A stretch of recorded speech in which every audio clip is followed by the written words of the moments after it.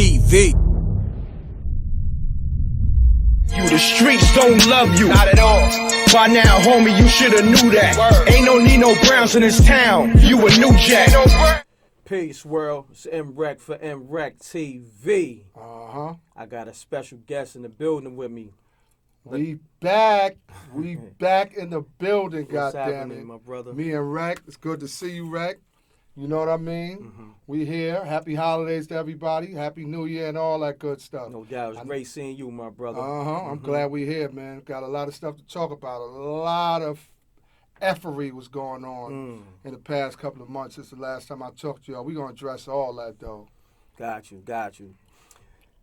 So, Big Ross, man. What up, people want to know. I got to ask you a few questions before we get into some of the things you want to talk about. Like your actual history. You know what I'm saying? Your history. Right. But, well, let me say this. People want to know, after the interview, you know, you speaking on Rich Porter, Alpo AZ situation. Right. Did anything transpire with you seeing a certain individual, or was it words being said to you on the street? Well, yeah, you know, I mean, I ran into a few people, you know. Most people was congratulating me, you know, in my face, you know, and I basically told them I was doing this on the strength of Rich's name and the fact that was my man and he looked out for me, he fed me when I was messed up, you know what I'm saying, when I had my first 3 kids. So I suppose that was out of instinct, you know what I mean? But a lot of people, you know, I was hearing things when I wasn't front and present. Some people I knew, some people distant places. You know what I'm saying? People that don't have nothing to do with nothing, all in the business. You know what I mean? Making themselves look retarded. You feel me? Got you. You know? Got you. So, Big Ross. Yes, sir. Where did it all start for you, man? Like, I want to go to Broadway International. Yes, sir. Broadway International, man. That's where we starting at? That's where we start at, man. We're going to start there, man. Okay. As I told y'all in the last video, I'm from 146th Street, Amsterdam, Broadway. You understand? At one corner, I was seeing some of the biggest hustlers, post before all of that even happened. They was on the corner of my block, and I seen them every day like it was nothing. On the bottom corner of my block was a club called Broadway International. It was a disco in the 80s that had a after-hour club next to it called Close Encounters. Very known, very prestigious. The first time a lot of these famous artists that you know, super famous, platinum artists, the first time they ever performed in New York City or in Manhattan was at Broadway International in the 80s, you know? So I'm gonna tell y'all a little about that if we got enough time to do that. So okay. know. Well, take me through it, my brother. Okay. When I got around, after they let me look out on the corner of my block, and that fell through after a few months or whatever the case may be. And by the way, when I say look out, as I told y'all before, the minimum wage was $3.35 an hour. For those of y'all that don't understand, I need y'all to get a pencil and a paper or get your calculator and understand what is that per week. The man was paying me almost $100 a day to look out. So, you know, if you do the math, that same $3 and change was $75 a week. So for all of y'all said nickel and diamond, never that. I was always 10, 20 times over, no matter what I was doing, 10, 20 times over whatever the minimum wage was. You understand? So now that that's out the way, once I got like 12, 13, man, I heard this thing on the bus coming home from school one day called hip hop. And I loved it. I fell in love with it. I was open on it. You understand me? And I realized it was something I wanted to do. Gotcha. And I started seeing all of these known, artists and people coming to Broadway International, which is right next door to my building. And I started seeing them coming in abundance. And, 1982, 81, I'm 14 years old, 13, 14, 15 years old. And I was fascinated with it, man. I was fascinated with it. I was fascinated with Eddie Chiba. I was fascinated with seeing Bambaataa and them come perform there. And I was a kid, barely able to get in. They wouldn't let me in, but I still was able to sneak my way in there. 13, 14 years old, I'm up in there. First time I ever saw Run DMC and New Edition, they had a show there together. Run DMC was singing Sucker MCs. Wow. And New Edition was singing Candy Girl. You understand? I only knew Edition as a group that sounded like the Jackson 5 to me. I didn't know who they was. You understand what I'm saying? But we wound up forming a rap group. The rap group was called F Troop. It stands for the Four Troopers. You understand what I'm saying? Got you. All of us had different styles, but we was all nice. And back then, it wasn't that many people rapping and was nice like it is now. Back then, it was something special if you was really nice with them words and that wordplay. So we formed a group. We started doing local shows and everything.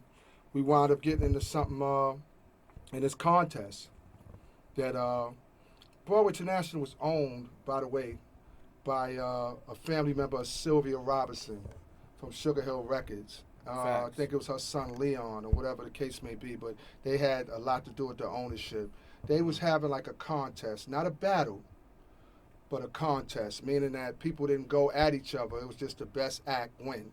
It was for $2,500, you know. And some of the people that we was involved in the contest with turned out to be some pretty big people. Actually, I'm a little bit ashamed because I didn't get to where I should have been at, and most of the people that was in this contest are known. Y'all know them for having record deals and making music. So, you know, we got in it, and you know, we had you had this group called a Celebrity 3. You know, my man Jerry Lee, he was knock-kneed, a light-skinned dude. I used to like him. He was always, you know, cheerful, happy, and had rhymes for days. You know what I'm saying? He was with two other kids. I remember the tall cat, but I don't remember his name. It was with it was another dark-skinned dude. Had a real big nose. You know what I'm saying? I mean, you know, cool dude, really cool dude. But, you know, I mean, I you know, when I was young, you know, I was on some snapping shit, and I used to always be like, whoa, nobody knows. You know, I should tell my man, there go your man right there. But, you know, all jokes aside, just being funny, you know what I'm saying? But that day came when we were supposed to do the contest. We had been practicing. We wanted that money.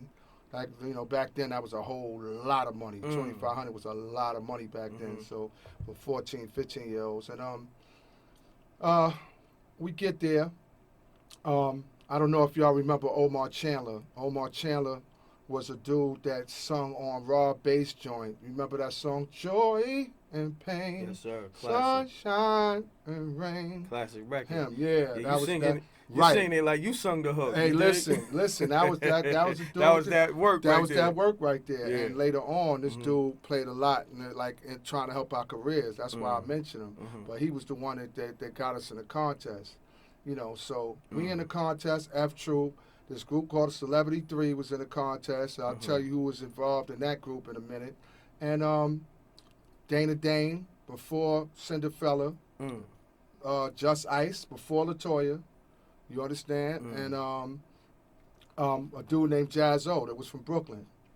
And Jazzo had a whole entourage with him. We had a whole issue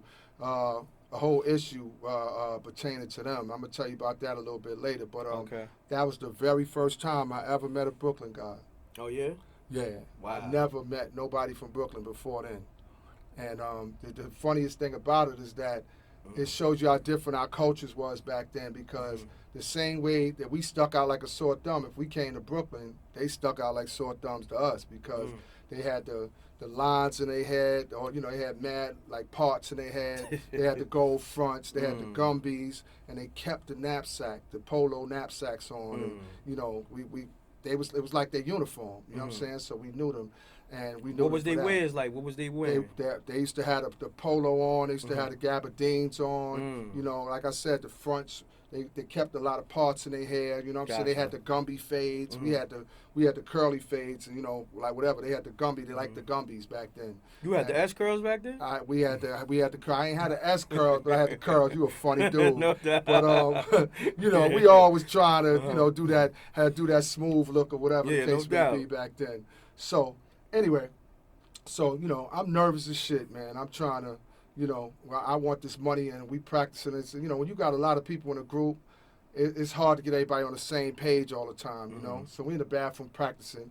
Celebrity 3 is further in the bathroom and further in the back in the urinals and they practicing or whatever. It seemed like they got themselves together before we did, until my man, God bless his soul, he was like the captain of our crew at the time. His name was Beeben. We called him Beeben, but his name was BBD. That was his rap name. But he told me, yo, Rose, go outside and check to see if Jazz on them came. And I'm like, I mean, what's the big deal? If they here, they here. Listen, man, you know good and well, that's who we concerned about as far as this contest go. Go see if Jazz on them out there. I said, all right, man. And why was y'all so concerned with Jazzo?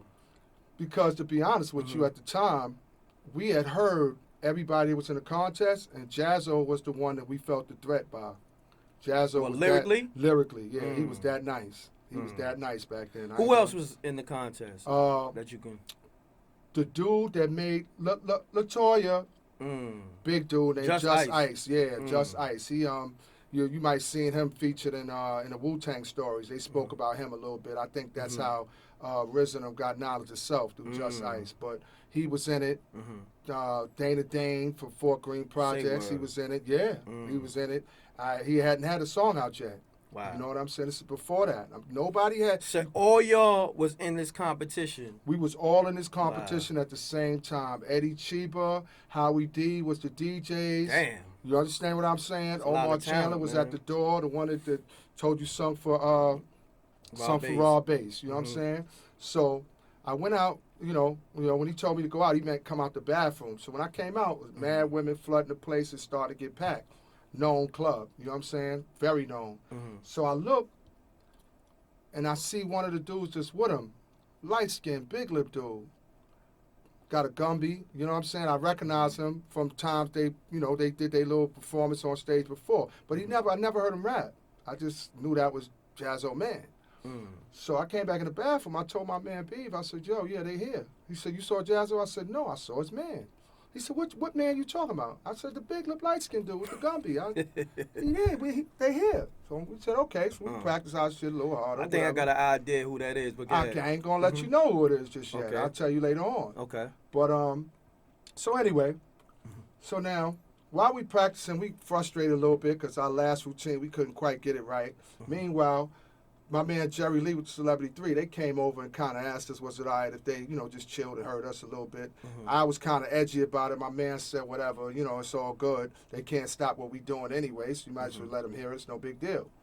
So meanwhile, we almost got everything down packed, and the dark-skinned dude with the real big nose, he said, listen, if I was you, I would, change up this little part here and, make that little part, for the most part, y'all good to go. But we told him, I looked at my man looked at me, we said, yo, thanks, I appreciate it. We're going to think about it.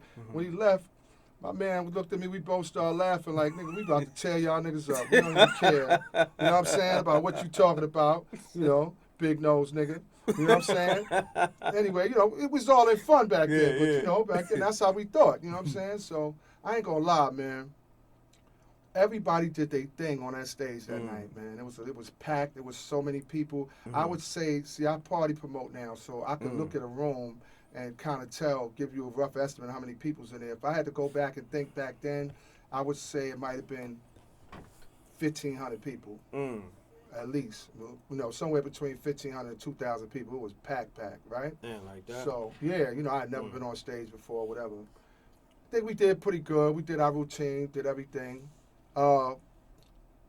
Dana Dane his voice was something different. It was you really didn't hear about that English accent. And, him and Slick Rick was the only two that did that. And at the time, we didn't. I didn't hear Slick Rick really yet. I heard Dana Dane first, and that was before he had a record deal. Wow. But that's what we was worried about. That accent was getting everybody. You understand what I'm saying? Was especially the honeys. They was on them. You know what I'm saying? You know what I mean? Just Ice was dropping the 5% guard body type thing, and some people was feeling him with that, but he was losing some of the females with it, so we wasn't too worried about that. But he was dropping jewels though. You know, we was more the smoothed out dudes. We was trying to be like the Baby Temptations of rap or something. You know what I'm saying? We had our little routine, our little two-step that we did or whatever with our joints, you know, kind of like what you might see the Cold Crusher, one of them do. We was kind of copying after them, you know what I'm saying? Or the Treacherous 3 or somebody like that. Anyway, come to find out, Jazz on them murdered it. They murdered it. They murdered it. Dude, Jazzo rap fast as hell, and every word was clear. Damn. It was real clear. I wasn't sure if he was better than us, but man, he did his motherfucking thing. Like I said, we was worried about him and everything like that. Come to find out, that night they won. Jazzo and his team won. Yeah, they won. We came in second place. My man was so mad about that shit. He went home. You know what I'm saying? But I stayed. I stayed. I congratulated Jazz. I liked the Jazz. I always liked the Jazzo. He was a real fair dude, and out of like that was, like I said, that was my first time. Salute really, the Jazz. Yeah, salute the Jazzo wherever you at, my dude. Remember me, man. I'm Ross, man. Look at my face. You know, man. You did the messenger job thing together for a little minute. If you go back and remember that too. 16 summer youth papers, shit, stuff like that. You know what I'm saying? But for the most part, anyway, like I said, they killed it. So, like I said, I'm from 146th and Broadway. Across from me is a McDonald's on 145th and Broadway. And that McDonald's has been around since I was a kid. I had my 7-year-old birthday party in that McDonald's. So, you know, when we come out, everybody's hungry. You know what I mean? It was a whole slew. I mean, when Jazzo came out there, they came with 80, 90 dudes deep. Damn. 10, 15 cars lined up all the way up my block. You know what I'm saying? So when we come out, everybody's hungry, you know. We decide to go to McDonald's. You know, when I get to McDonald's, I look up, and the dude, I see Jazzo on him in McDonald's, but I see the dude that's on stage with Jazzo, the light-skinned dude, the big lip dude, I see him talking to my man Juan. So, you know, Juan is a dude that I knew most of my life, but the one thing I knew Juan for, he was the plug, he was the connect.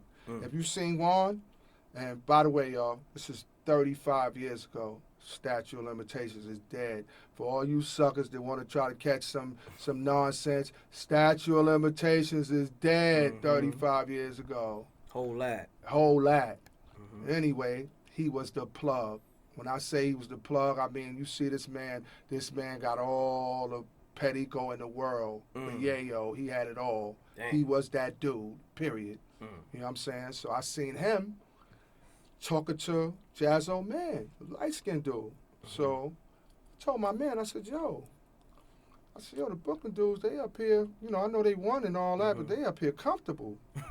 You know? And my man said, what you mean? I said, look at the dude that was on stage with Jazzo. He over there talking to Juan. He said, which Juan? The Connect? I said, yeah, look. So they was politicking like they, you know, like they was friends, like, you know what I'm saying, or whatever. You know, funny thing is, I seen him that night. I figured that was just a one-time thing. I go to McDonald's like it's nothing because it's on the corner of my block or whatever. So a couple of weeks go down the line, I start seeing this dude, the same dude, but not Jazzo, but the dude that was on stage with him, the big lip light-skinned dude. Wow. And I start seeing him, and he's talking. Every time I see him, he's talking to Juan, or he's talking to Juan man in McDonald's. I start seeing this dude maybe like the next couple of months. I might have saw him 5, 6 different times. And he was never with the same person. It was one dude he was with, but he wasn't really with that person every single time. It was always somebody else, but it was always him. Gotcha. Next thing I know, I said to my man, I said, Jazzo hype, man. I'm starting to see him over here around Juan all the time. My man said, Ross, man, mind your damn business, man. You know what I'm saying? Mind your business. They doing whatever they doing. I'm like, this is my block, man. I don't care. I'm a young dude. I want to. Right. I want to. Very observant. I'm very observant. I want to know what's going on. You feel me? So, come to find out, man. Little time goes by. I stopped seeing the light-skinned dude. You know what I mean? And once I stopped seeing him, I really didn't see Juan around like that no more. After that, for like maybe I saw him maybe another month or two, or a couple of months after that. Then I stopped seeing him, I didn't put two and two together, but I asked my man. I said, yo, what happened to Juan? He got bagged or something? He's like, nah, the dude is out of town or something like that now. He don't really be around like that. I used to see his sister. His sister was fine as hell, thick as all outdoors. She was real cool. You know what I mean? That she's thick as hell. My own sister thick as hell. Sweetheart too. But you know, she barely spoke English, you know what I'm saying? But anyway, fast forward, you know, we still trying to do this music thing or whatever the case may be. You know, that was the point in my life where I was kind of focused on the music. I got back to hustling a little bit later, you know what I'm saying? But you know, time goes by and I start hearing about this dude named Jay-Z. And I see the dude when I first see this group called Original Flavor. This might have been 2 or 3 years down the line after all this happened. And I told my man, I said, yo, light-skinned dude, big lip dude, that's the dude used to be with Jaz-O and them. Say word. He's like, yo, he's like Ross, man, I don't think you got that right. I said, dude, I don't know what you doing or whatever the case may be. This wasn't nothing but 2-3 years ago. You telling me you don't remember that dude? The dude that I told you I kept seeing him around Juan, and then Juan ain't come around no more. He said, yo, man, yeah, I guess so or whatever. So I'm saying all that to say, like, once I started seeing him sing with Original Flavor, that's when I started noticing this dude must have got somewhere, but I wasn't. I think right after that, Hawaiian Sophie came out. And Hawaiian Sophie was Jaz-O joint, but you saw Jay-Z with him on the side. You understand what I'm saying? And I don't remember if he rapped in the song. Did Jay-Z rap in that Hawaiian Sophie joint? Yes, he did. He rapped in there. Okay, cool. That's the first time I really heard him rap. After that, I remember the Original Flavor thing. But as time went on, I started, seeing Jay-Z coming out with his, what Streets is watching and all this stuff like that. And this is a few years later. And I heard about a restaurant he was buying called the 4040 Club. Now, when I found out who he was partners with it, it kind of shocked me a little bit, but I had to go back and think, wow, wait a minute. They must have met during that time, that night when I seen him, because I had never, ever, and I know you're a Brooklyn guy, whatever. At this time, I'm 14 years old at the first, and I never met a Brooklyn dude before that. I never seen a Brooklyn dude. I never been up close to one, a Brooklyn dude or whatever. I never went to Brooklyn. None of that as of that point right there. Gotcha. I was 14. But they brought the 4040 Club together. Wow. You understand what I'm saying? And I'm letting people know that I feel like I was right there when they met because of the simple fact that I'd never seen no Brooklyn dudes around my way before that, ever. And I was outside every day in the street, every single day. And I know Brooklyn travel all over the place, but at that point, Broadway International, and a couple of years after that, Rooftop, that's when I started seeing Brooklyn dudes after that point, But I put another thing together, too, because I thought way back later on, I started seeing Boogie Down Productions come getting on and whatnot, and I saw another dude that I recognized from Broadway International. Remember the dude that I was telling y'all, Celebrity 3? And I said my man Jerry Lee had his man with him. He had the real big nose. Yeah. Turned out to be Chris Parker, man. Say word. Yeah, that was Krs-One, man. That was Wow. Krs-One. It's the one that told me to critique it a little bit, and we laughed at him and all that. Maybe we should have critiqued it. You understand what I'm saying? Was he right? He was right. Oh. He definitely was right. We didn't want to hear that Wow. shit then, though. You know what I'm saying?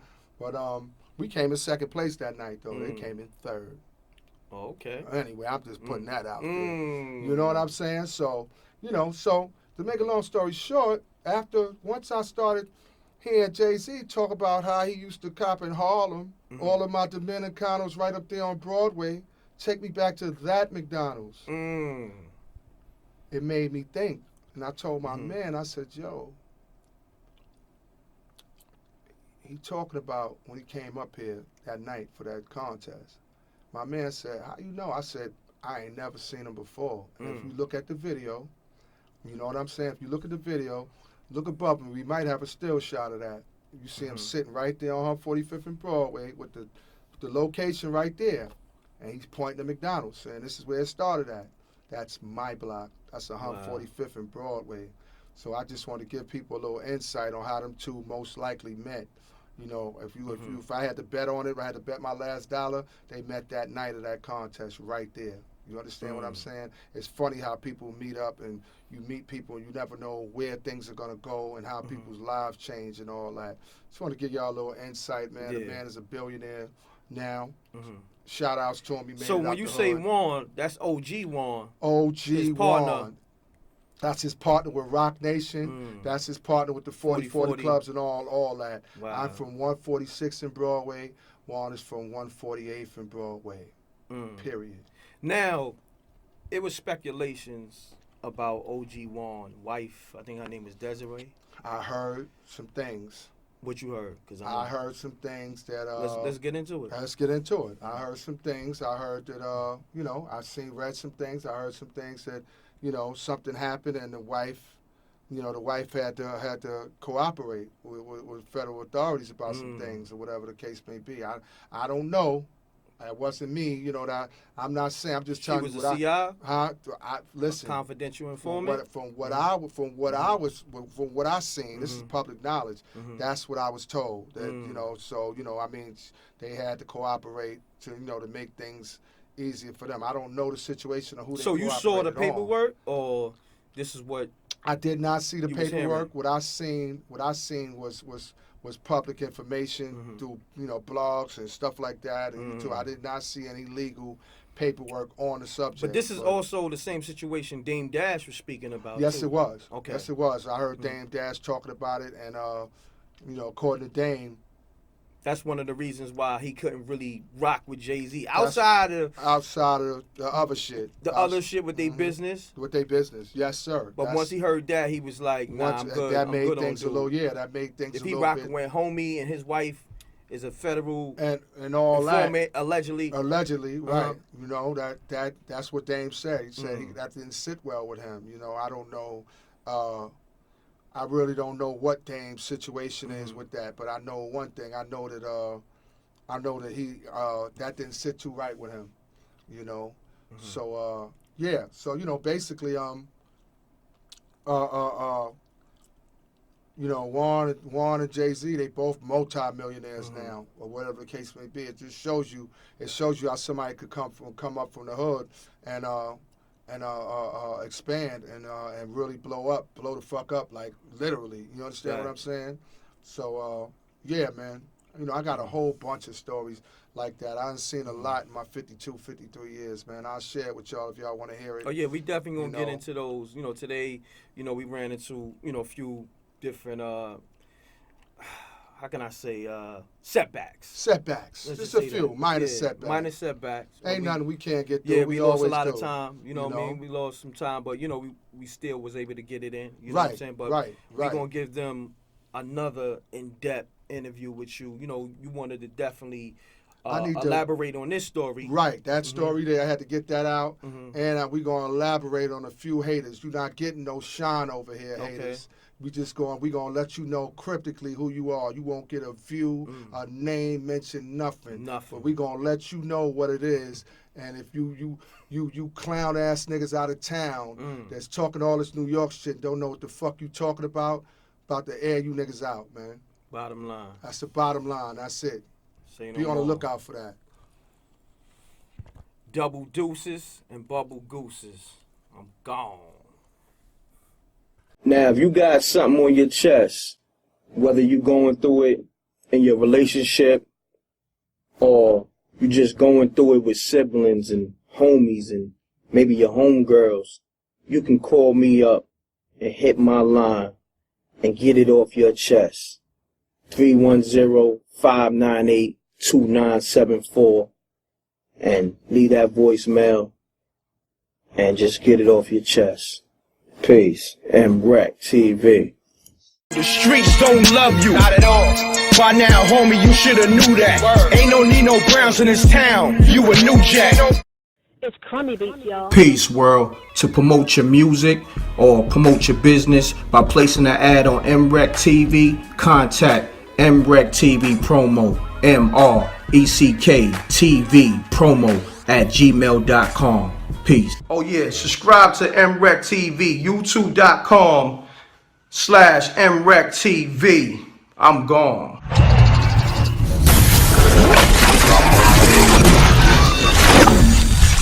MRecktv. Let's cut the music.